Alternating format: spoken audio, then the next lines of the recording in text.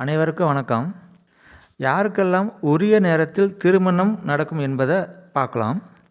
4ஆம் அதிபதி பலம் பெற்று செவ்வாயோ அல்லது குருவோ 4ஆம் இடத்தை பார்த்துட்டாங்கன்னா இவங்களுக்கு உரிய நேரத்தில் திருமணம் நடக்கும். 7ஆம் அதிபதி 11ல் இருந்து சுபகிரகம் பார்த்தாலோ சேர்ந்தாலோ இவங்களுக்கும் உரிய நேரத்தில் திருமணம். 7ஆம் அதிபதி லக்னத்தில் இருந்து அல்லது 2ல் இருந்து 9 அல்லது 11 தொடர்பு இருந்தாலும் இவங்களுக்கும் உரிய நேரத்தில் திருமணம். 7ஆம் அதிபதி 4ல் இருந்து செவ்வாய் அல்லது சுக்கிரன் தொடர்பு கொண்டாலும் படிக்கும் காலத்திலே இவங்களுக்கு திருமணம் நடக்கும்.